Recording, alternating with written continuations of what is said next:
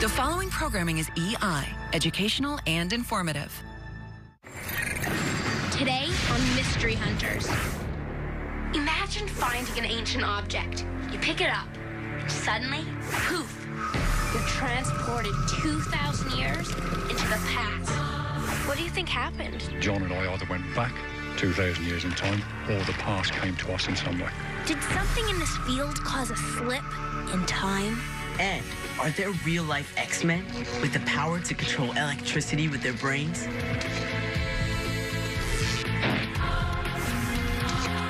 Could you have the power too? And Doubting Dave is going to show you how to harness another kind of superpower you probably don't even know you have. You've got to stay. Everybody can have electrical powers, not just sliders. It's real-life sci-fi On Mystery Hunters.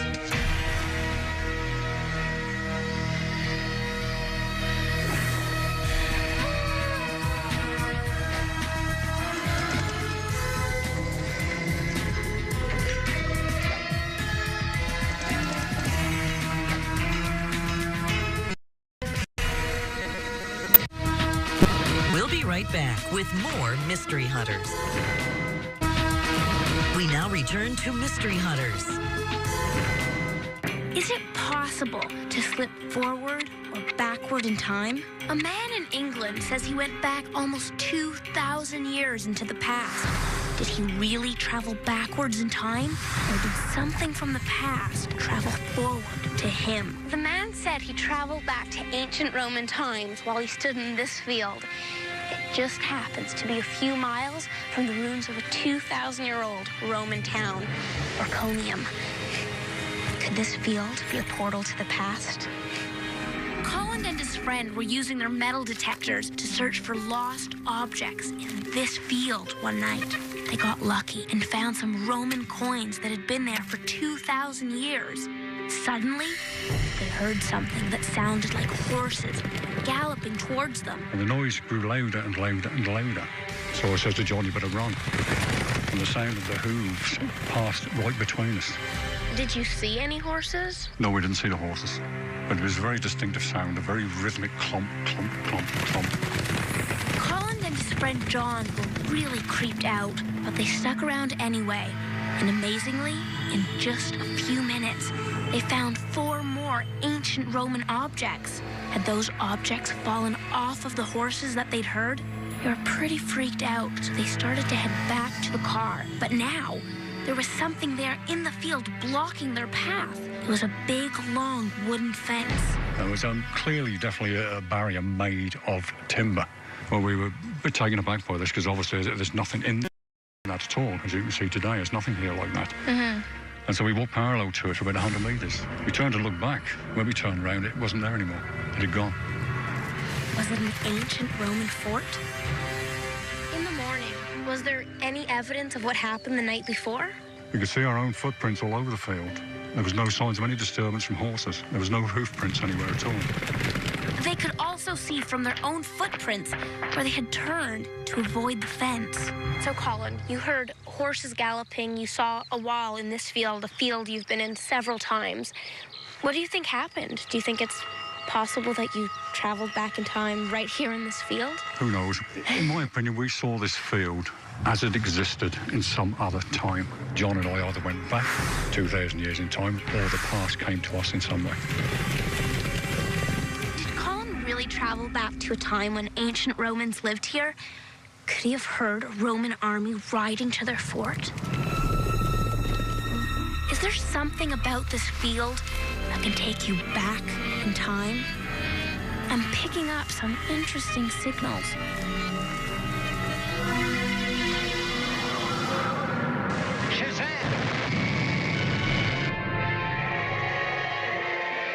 I love these old shows. I used to pretend that I had superpowers.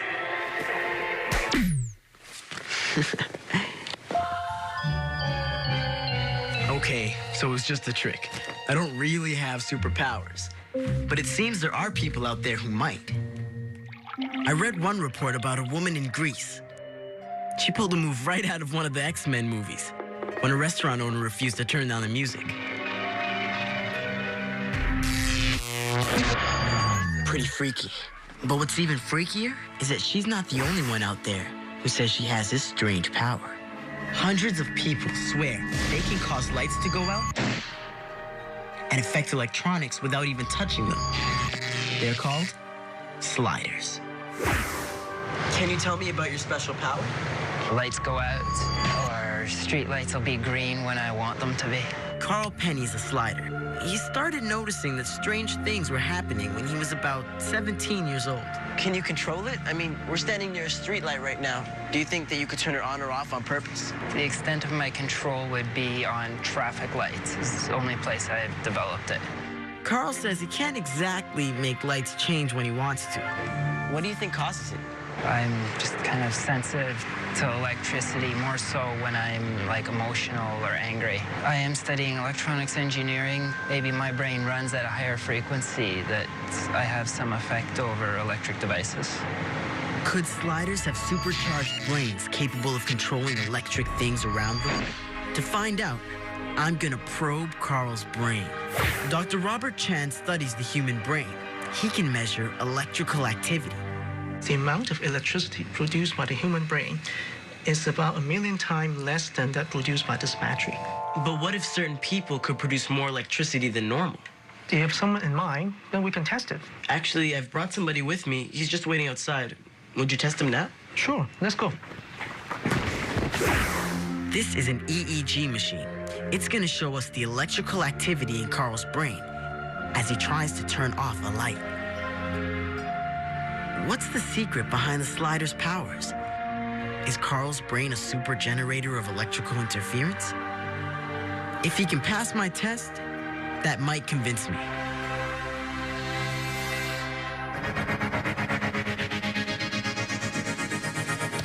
Some people think they can affect machines with their minds. But how about actually becoming one?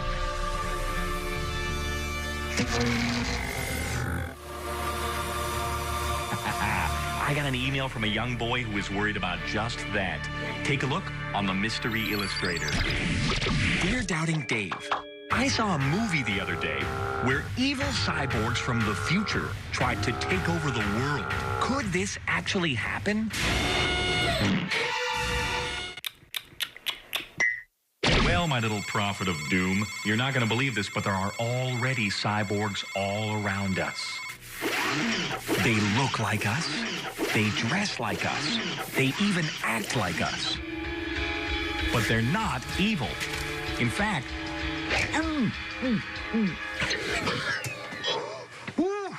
of course, some of them might get a little testy at times.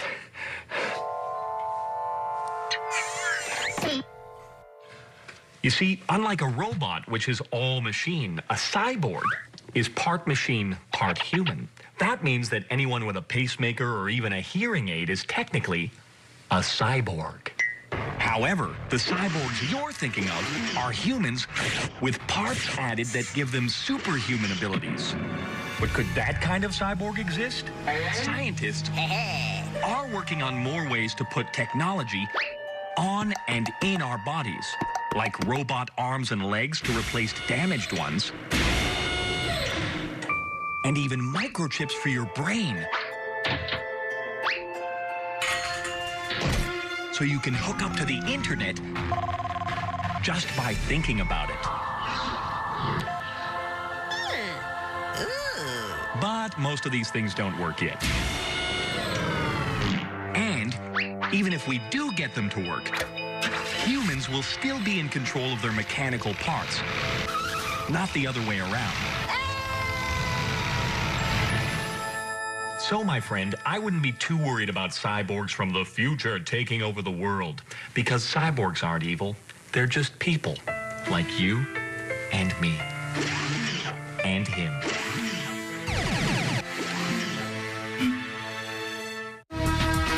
We'll be right back with more Mystery Hunters. We now return to Mystery Hunters. Could there be a doorway to the past right here? A man says he slipped 2,000 years back into the right here. Call him 2,000. 2,000-year-old Roman coins in this field. Right after he dug them up, he heard running horses and saw a fort that wasn't there before. I wonder if those objects caused the bend in time. Do you still have all of them? Not all of them, no. The more historically important ones are at the museum in Shrewsbury. I have to get my hands on those objects to find out if they caused a slip in time. Roger White is an archaeologist. If there's anything weird about those objects, he'll know it. So what did Colin find in that field? He found a number of objects. There's this one, which is the tip of a spear. This is the bit you'd stick into the ground to make the spear stand upright. And the guy who owned it has actually put his name on it. Niger is Niger, it's a name. 2,000-year-old writing. That's spooky. And they also found something else that a Roman horseman would have had. This is a star turret. It was attached to a horse's saddle. The top of it used to be a ring that the reins went through. If you think about it, you're riding on a horse. You've got a shield on your left arm. You've got a spear in your other hand. So you put the reins through the turret, and that keeps the horse under control and stops the reins getting tangled up in the horse's hooves. These objects were all from horsemen, and Colin said he heard horses. He also said he saw a wall. Is there any record of a Roman fort in that area? Absolutely. When the Romans were invading Britain, they would build temporary forts to camp out in at night. Guess what the walls around those forts looked like? A big wooden fence, just like Colin saw. And stuck in the ground would be poles with objects like this underneath them, which would actually carry the standards of the Legion, the regimental flags, and these are very, very important to the Romans. This is pretty freaky. Everything Colin said he saw that night would have been in the field 2,000 years ago. Did he really step back in time? Or did a Roman soldier named Niger and his men come into our time? I'm going to recreate Colin's experience at the ancient fort site to see if a time slip will happen again. Let's turn it on for you. Okay. Colin heard the horses right after he found the Roman artifacts. He said it was somewhere around here. Maybe if I find the exact same spot, something will happen to me too.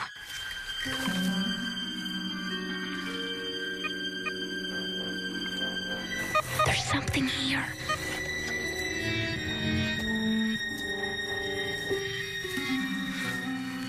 It's nothing. Well, if there is a portal to the past in this field, I'm not finding it. But does that prove that Colin or the Romans didn't travel in time? Is time travel possible? Yes, it is. We're doing it now. So, time travel really is possible.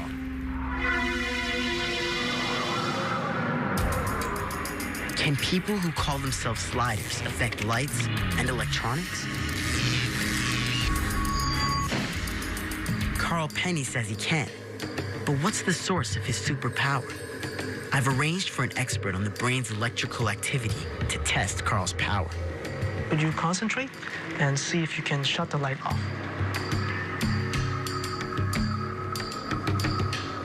Will his brain show a higher than normal level of electricity?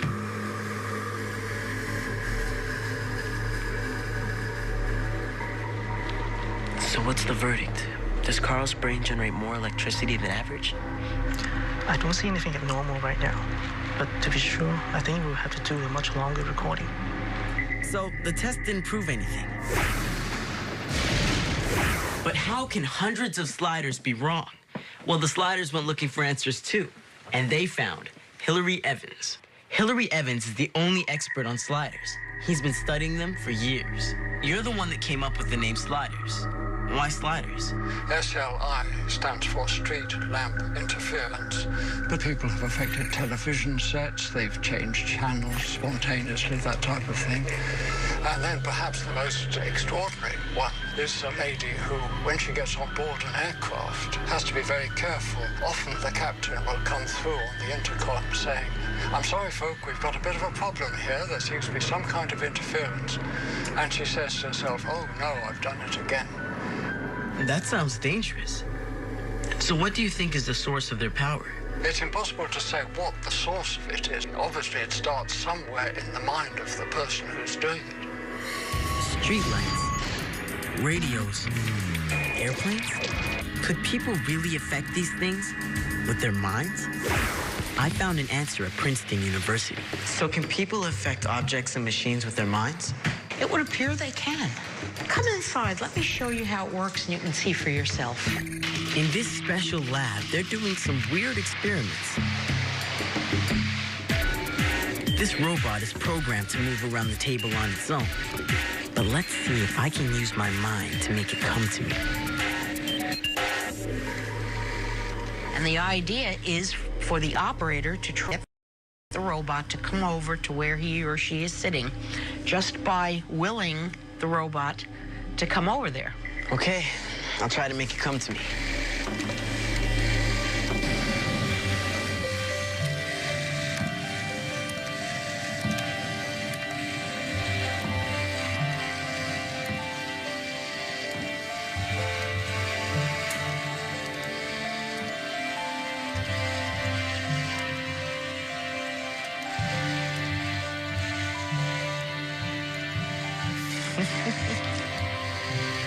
All right. Great. I did it. I was controlling with my mind. You certainly were. How does this work? We don't really understand how these things work, but we do see it happening more often than it should by pure chance. Does that mean that we could all be sliders? Check this out. Could I also have superpowers like Carl?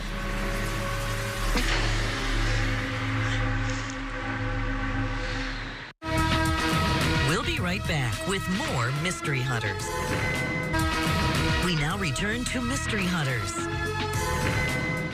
Two men say they found ancient Roman objects in this field, then were almost run over by galloping horses and saw what looked like a Roman fort. Did they time slip back into the Roman era?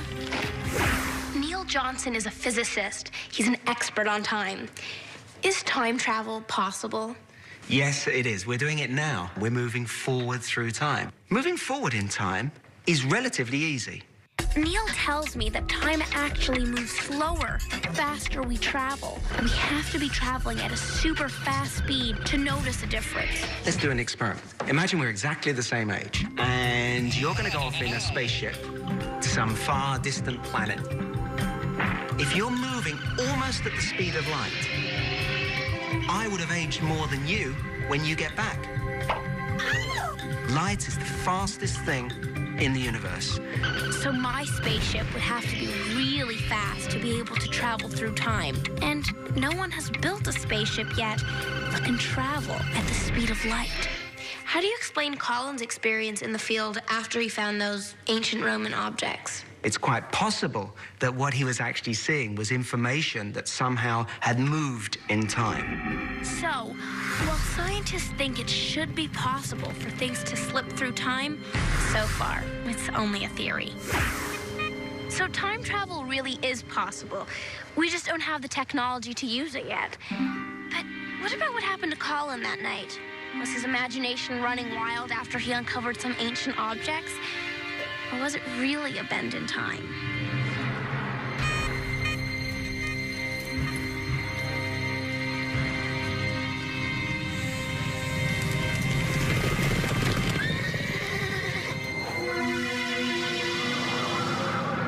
People called sliders say they can influence light and other electronic things with their minds. It seemed like I made a toy robot come to me. And many sliders say they can turn streetlights on and off when they walk near them.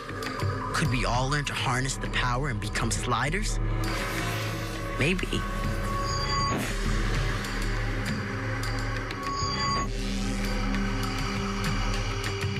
But I called in the electric company, and I may have solved the mystery of the streetlights. Joe Rippert is a street lighting supervisor. Joe told me why it looked like I was turning out that light with my mind. He says it's because the bulbs are old. So when the streetlights get old, the bulbs, they go off and on more quickly. Sometimes you can almost set your watch by them. They go off and on so regular. That's what happened to me when I was staring at the streetlight. It probably did. And Joe shows me another reason why streetlights can turn on and off by themselves. This is a photocell, and when the sun shines on it, it keeps the light off, and when it gets dark at night, it turns the light on. But the problem is, if a car's headlight would shine on that photocell, it would actually turn the light off. So, Joe, when people think that they're affecting the lights, it might just be that the lights are going off on their own. Pretty much. So the streetlights can be explained. But what about sliders who say they can affect radios, watches, and airplane electronics? Maybe Doubting Dave can help me figure that one out.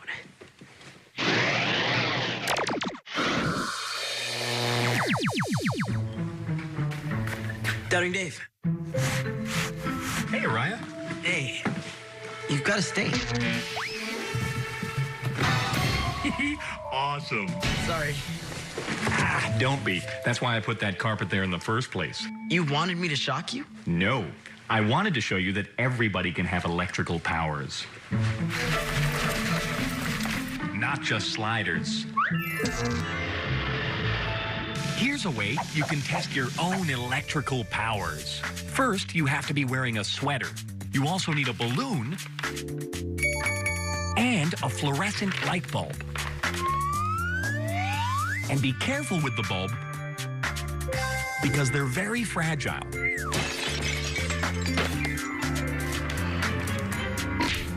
Blow up the balloon and tie it off.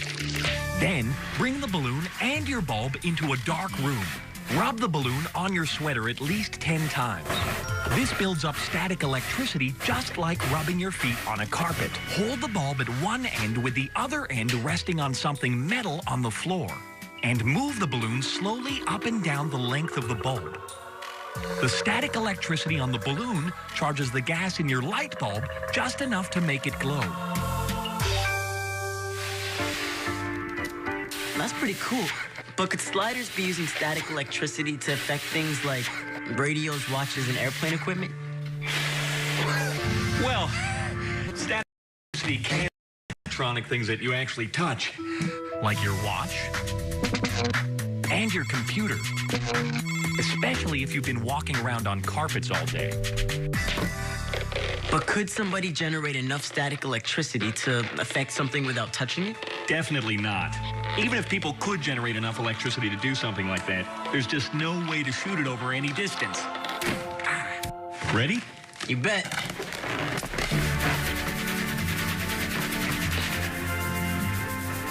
Here's a little static power of my own.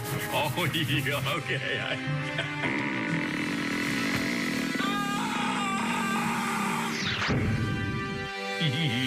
Let's see a slider do that.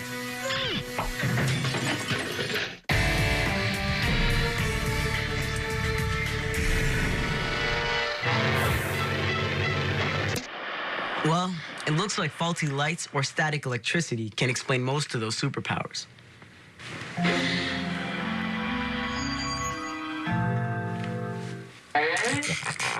And remember, the effect that people seem to have on machines in the lab is so tiny, it's hard to say if they really have any powers.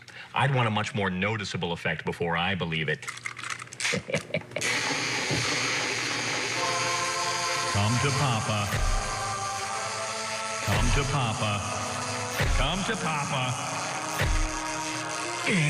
See? Nothing. Thanks for watching.